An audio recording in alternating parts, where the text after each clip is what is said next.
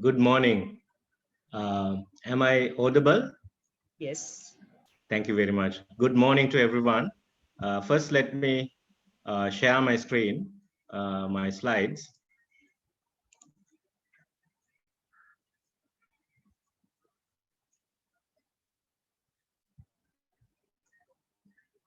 Yeah, I think everybody can hear me. Yep.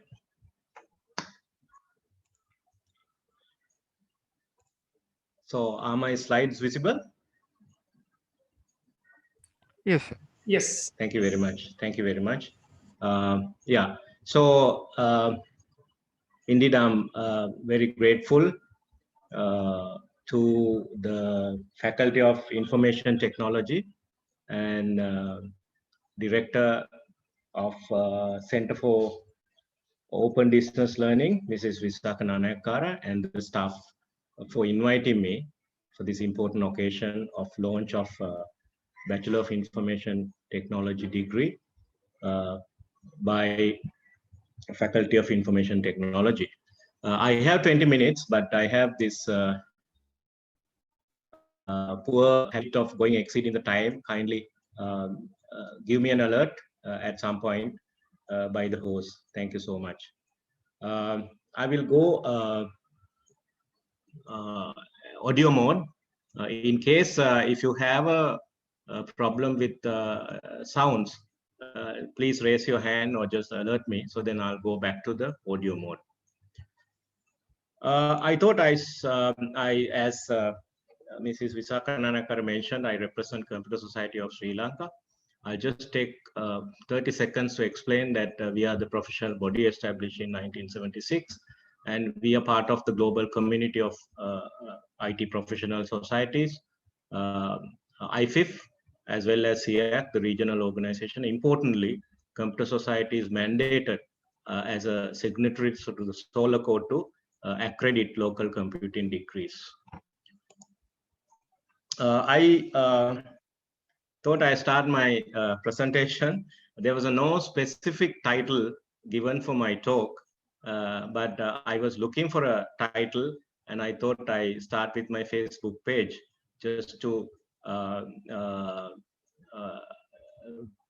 remind ourselves that we are in a very specific moment of human history, global pandemic, a repeat of 20s, or started in early 20th century, and we are in the early 21st century, and we are going through the same phenomenon. Just to epitomize that, I thought I have updated my Facebook cover photo with this picture, which reflects the situation where we are in. While you can probably, it's not to boast my titles or whatever, just to say that we are in important moment of the history. So in that context, when I was looking for the topic, you guys are starting this computing degree. So I thought my title to basically tell you guys that you have an opportunity to save our country under the current situation. So let me try to next 20 minutes or probably a little more than that, if organizers, host allow me to continue, try to prove that you have an opportunity as computing graduates to save our country. Because under the pandemic, as you know, particularly we are having a severe economic problems, and we are seeking money from countries like Bangladesh because we have a massive foreign currency exchange, foreign exchange deficit, and we are looking at all the means how we can earn our dollars, because the tourism industry is hit, so a lot of other issues are there due to the pandemic. And as I said, we are in the repeat of the history with regard to pandemic. We are also repeating the history with regard to technology.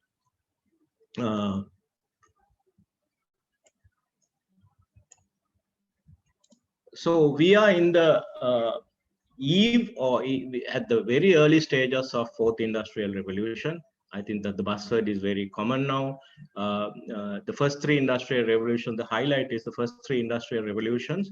Industry 1.0 created Europe, wealthy Europe, and Industry 2.0 created wealthy Americas, and Industry 3.0, which was around our subject, electronics, information technology, and telecom, and digital tech, basically created countries like Japan and Korea, which are very healthy countries.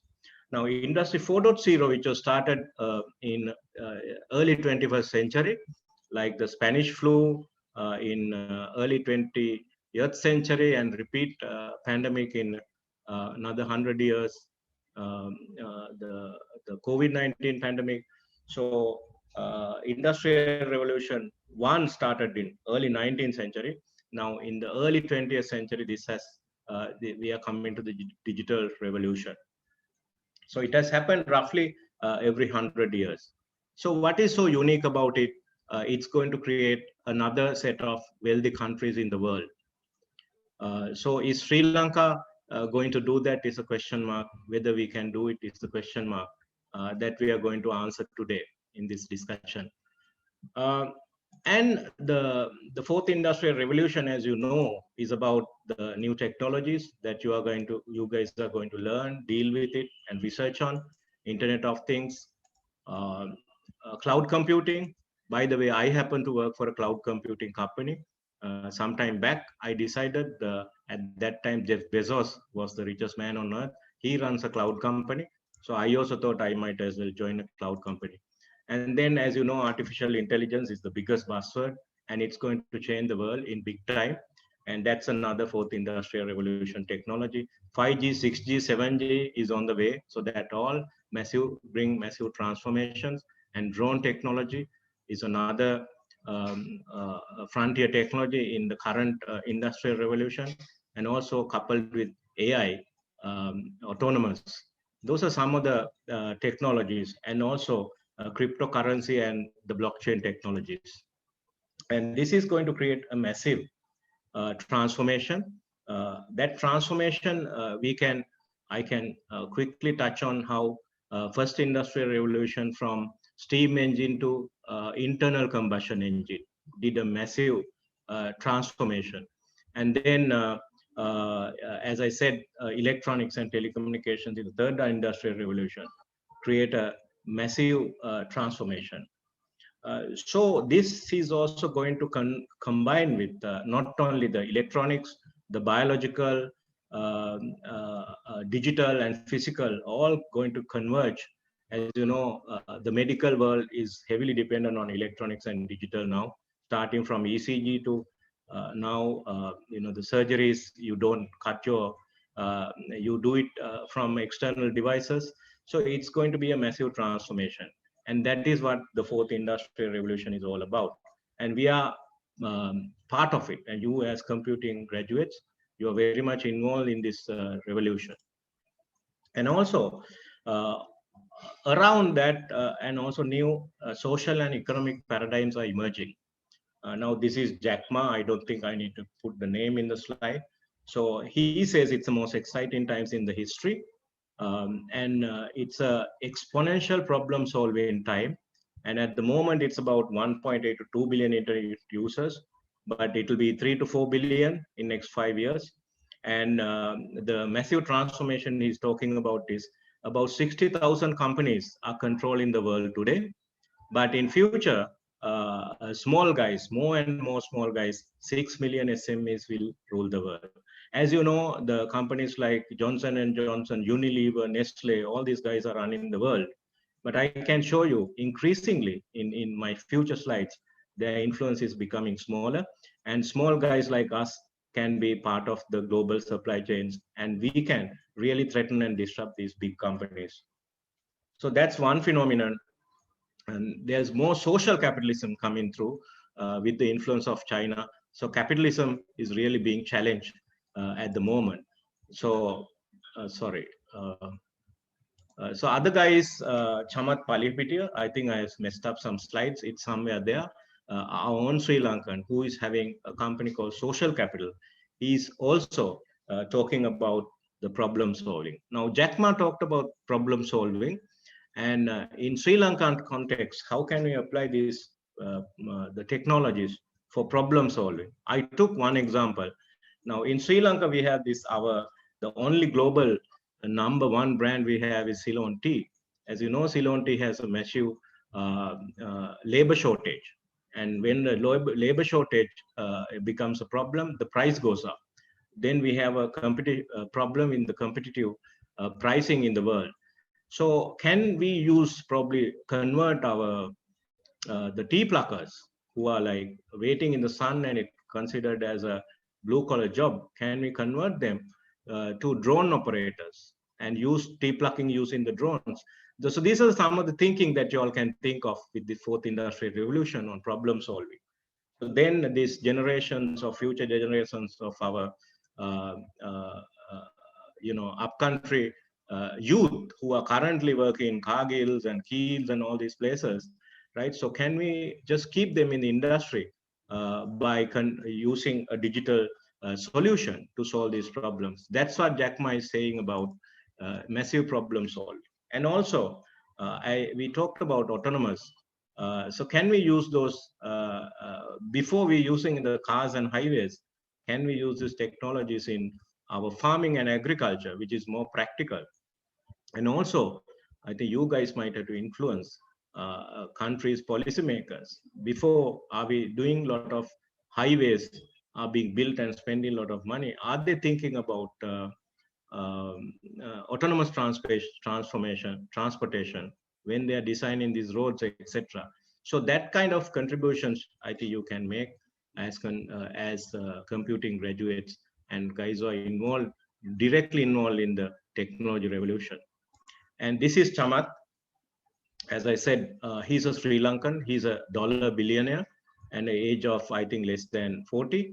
And he's also talking about social capitalism, living in America. Jack Ma lives in, he's of Chinese origin, but this guy is a American. He's also talking about social capital now. So there's a massive transformation is happening around technology, including the socialism and capitalism, and the new paradigms are emerging around the fourth industrial revolution. That's the point I wanted to make. And I think Mrs. Visakananakara, director, mentioned about the skills that you guys will be getting through Moratuwa. So I just wanted to show what is industry is expecting. And as I said, the problem solving is becoming a big area because every problem solving opportunity has an income opportunity. Creating a company like big tech company, what Google may be doing, what social capital is trying to do. So if I go back to social capital slide. So at its core, social capital is an organization that identify hard problems and assemble experts, IP and experiments, and allow us to learn about these problems deeply.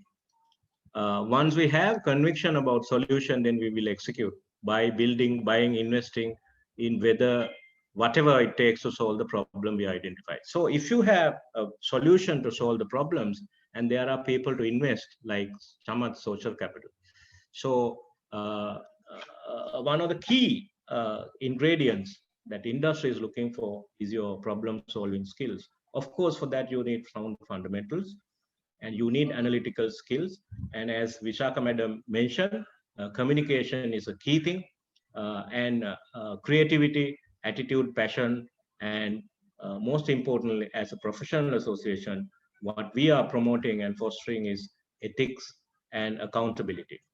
And as I said, it's the era of artificial intelligence. As you know now, the accountant's job is being taken over by calculators or Microsoft Excel.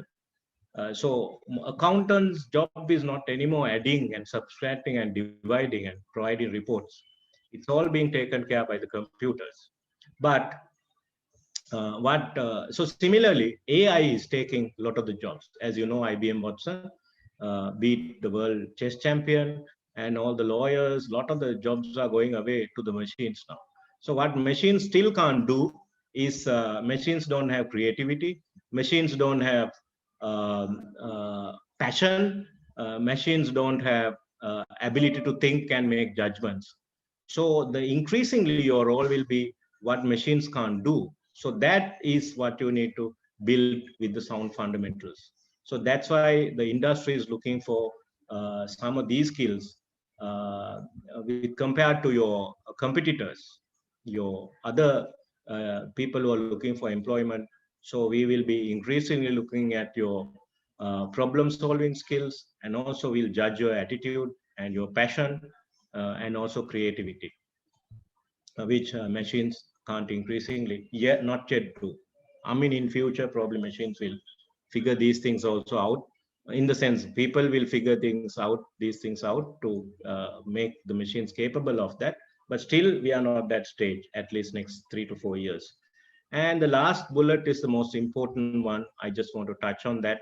As a professional association, ethics and accountability is something that you need to, I think, learn in the university as well as when it comes to the industry, for us to have a uh, uh, professional industry. Because we can see the erosion of ethics and values in our societies, but as a professional association, we really want to champion and prosper, set an example to the country and the society, and perhaps to the rest of the professions, that as professionals we are really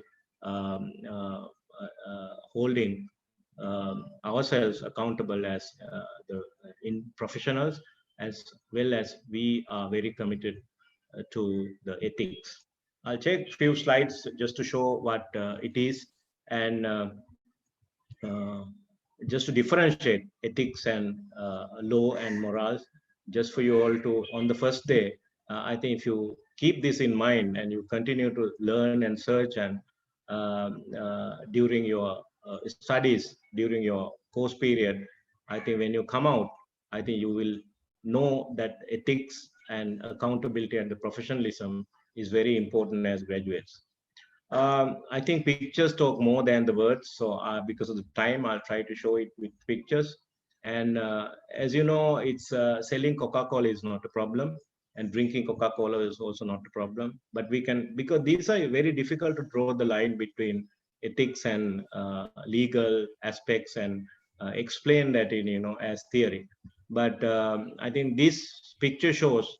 I think we have to ask the question: is it really though it's not legal, good to sell Coca-Cola? So that's something that will help you to understand the difference between ethics and law. And another one, the compromise of ethics at the highest level can really result in real disasters. So something to remember, as you know, I thought to pick some pictures, though it's probably not the most appropriate, just to get down to your, really blood, that you should not compromise your ethics, and you come to the highest level of big boss of the world, but just a little compromise of your moral behavior, you can end up in real mess. And this another one, to show the cost of compromise. This gentleman was educated at Oxford College, and came to the highest level. He was running a big private company, I think HSBC investments in Singapore, for the region, Asia Pacific, but just because of compromise of ethics. And this is the next headline. So it is very important, as professionals, you need to play emphasis to that, learn about it, research a little bit about it, and also understand that we need to set an example to get this country right, probably as ICT professionals, to be really ethical and also accountable. So one of the biggest problems now today we have is nobody is taking the responsibility. for anything when something goes wrong. As ICT professionals, increasingly we are managing economy and the health system or the utilities, power, telecommunication, all depends on IT professionals like ours. If some disaster happens, if there's a massive security compromise, so we should be accountable. So it's a massive responsibility. It's like a surgeon doing a surgery. Now, the entire economy can come down if ICT professionals, we are not responsible and we are not accountable for what we do. As you know, I'll take one example, Salava, this blast in massive, this blast happened in Salava army camp. So who was responsible? Who was accountable? Right. So similarly, as ICT professionals, we are running mission critical systems. Country's economy depends on this. I think increasingly our responsibility is becoming higher and higher. So as a professional association, we have a code of ethics and professionalism under 5 pillars: professionalism, professional development, add value to Sri Lanka, honesty, and the competency. When you become a member of maybe a student member or an associate member of Computer Society of Sri Lanka, probably we can talk about a little deeper. So how much time I have, the host? Yeah, 5 minutes more or okay, 10 minutes? Okay.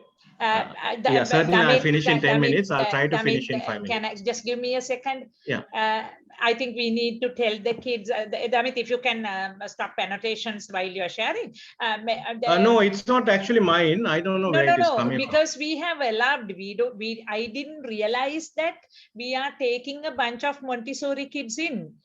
So no, yeah, okay, let me, because when we share, we allow the annotations to happen, and I did not realize that we are dealing with bunch of Montessori kids. This Rumesha Kavindi, I think this is probably your first time on a Zoom meeting.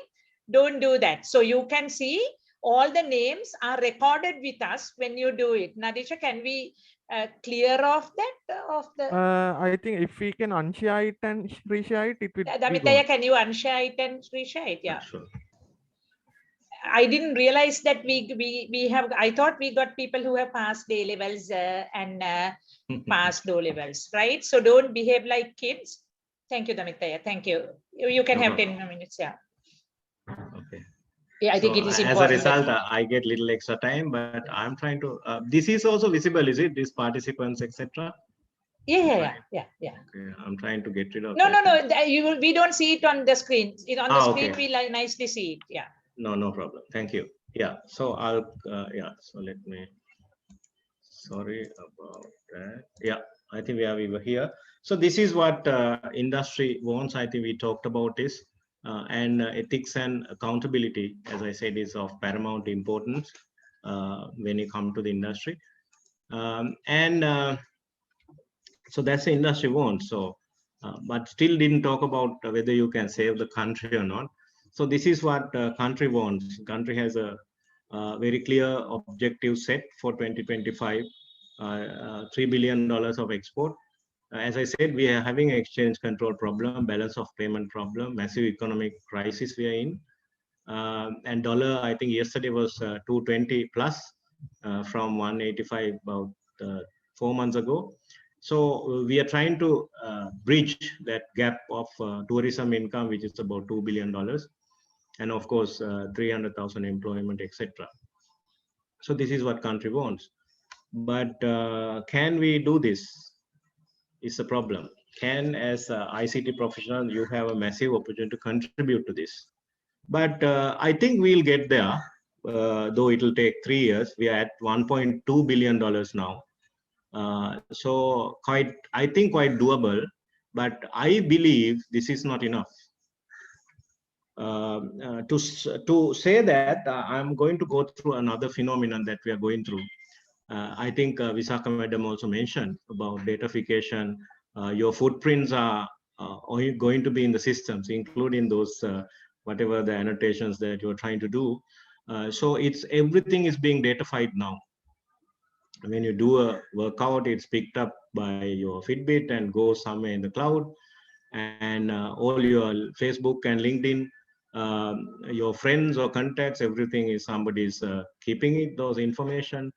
And also whatever you think now, it goes into Twitter, and they also record how you think, and they do the sentiment analysis, and then probably they can manipulate the elections, what we learned from Cambridge Analytica scandal. Your thoughts are being kept somewhere and analyzed and say you will be going to vote for this party, right? So I think at the right point we are coming to this slide of that intervention, and your movements are picked up. Google, Uber, Pick Me, right? Google at the end of the month sends a statement saying you are in all these countries, right? But if you wanted to hide that from your wife or husband, so not possible anymore.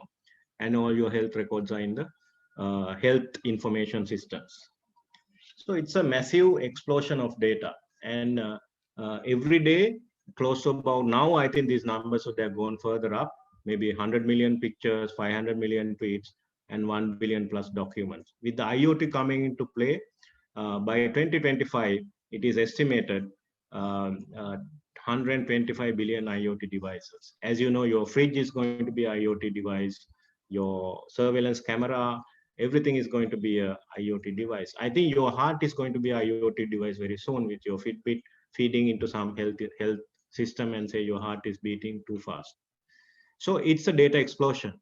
And in 2017, it's predicted in 2025, where we are going to earn only $3 billion of foreign exchange, we have 163 zettabytes of data. That is, I think, 21 zeros. Today we understand 9 zeros, which is billion, probably 12 zeros, which is trillion, but it's going to be 21 zeros of data in 2025. So what can we do with it? So the world has changed because data is now ruling the world. Now, this is a slide probably you have seen from President Benjamin Netanyahu, who is clip. So he's showing that, that 2006, the world was ruled by more petrochemical companies or oil companies. You can see ExxonMobil, Gazprom, Royal Dutch Shell, British Petroleum, PetroChina are among the top 10 biggest companies in the world. By 2016, it has changed, and only one oil company, which is ExxonMobil, in the first 10. And you can see out of 10 companies, 5 are digital companies. Apple, Alphabet means Google, then Microsoft, then Amazon, Facebook. But comes 2020, so the message here is that basically there's a industry saying very common, like the fourth industrial revolution has become the buzzword. The data is the new oil, because the oil companies' wealth has been replaced by the data and IP companies. And when we come to 2020, that 5 companies, now you don't see a single oil company in this last year. It's ruled by Apple, which is 2.3 trillion wealth. Microsoft, this is actually market capitalization. Share price into the number of shares is the market cap. And you can see Apple, Microsoft, there's one Arabic company, which is not really oil wealth. They have diversified and invested. Probably they have about 30-40% of their wealth in all these IT companies. Apple, Microsoft, Tesla, all this. That's how they have become rich. And then Amazon, Google, Facebook, Tencent is a Chinese e-commerce and internet company, entertainment, and Tesla, Elon Musk, and Berkshire Hathaway. Again, it's a diversified conglomerate, but it has, I think, about 30% of Apple share is held by Berkshire Hathaway, 30% or significant share of their wealth coming from Apple. So the world has changed.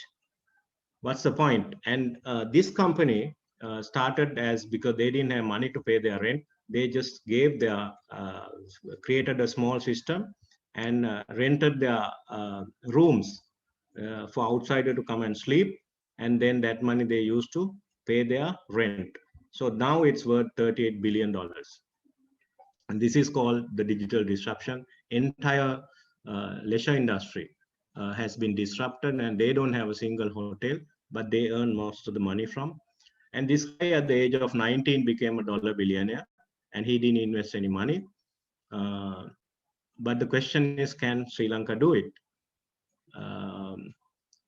As you know, we are and all these guys have made money from IT tech, right? That's around engineering. As you know, we are an engineering nation. I will not go into details. You know about the tanks, Parakrama Samudra, Jayaganga, Sigiri, all these stories. We are a wonderful engineering nation with engineering DNA in our blood. And then as Sri Lankans, always, if you do something good, and we do best in the world.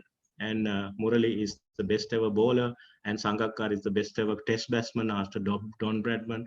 And if you didn't know, Malinga is the uh, most valuable player in IPL so far. So it's only cricketers, they are doing so well. And you guys at the Moratuwa University are doing so well as well. And thanks to, I think, led by Mrs. Visakha Nanakar and the staff, till recently, we've been doing so well in the Google Summer of Code, and we've been ruling the world. So in tech, IT and technology also, we can rule the world. That's my message with these two slides. And I work for this company, Millennium IT. That company was sold for $50 million. And then, as you can see, a lot of the other companies are being sold for good, big money. Spotify, 30 billion, Flipkart, 20 billion, big money. And this company, another Israeli company, which was sold 2 years ago for $15 billion. So none of these companies have invested big money. I showed that Airbnb, and they started with a simple application, and Zuckerberg started with two probably computers at the backyard, and Millennium IT same, and this company same, it was sold for $15 billion. And if you look at Sri Lanka's debts, we talk about we are in big crisis. All we have is a $35 billion of foreign debt. So when you look at these slides, it's not big money. You can see Spotify, and you can see how much these companies are worth. And they are also started similarly. None of these guys invested $1 billion to earn this money. They're all small garage startups. So $35 billion in that sense is not a big deal as far as I think. And it's an opportunity. And as I said, this industrial revolution is going to create wealthy countries. I think it's in the hands of guys like you, who are the computing graduates. And I would like that number, Mrs. Visakha Nanakar mentioned, 90, close to about 100% employability. Yes, you are employable, but I'd like some of those numbers to come down. Maybe 80% go for employment, and 20% go for creating this wealth, and probably create jobs for others rather than you getting a job. So then, as I said, this $35 billion problem, I think one of you starting today probably will solve our entire national foreign debt problem, and it's a real opportunity. So I would like you to save the country from whatever the learning from today's starting, and think of the massive opportunity you have with the fourth industrial revolution and the tech transformation, and the unique opportunity to make billions of dollars without much investment. Just your thinking, creativity, innovation, your passion, and problem solving probably will solve our national problem, and you might be able to save our country. Thank you very much. Thank you so much, Mr. Hettihewa. Thank you so much for that very inspiring talk, and telling us that we do have light at the end of the tunnel. Thank you so much. Thank you so much for joining with us, and not just this once, as always. So thanks a lot. Special. Thank you very much. Yeah. So just visit CSSL.lk, and if you guys are keen, work with us, and try to be part of this transformation. Thank you.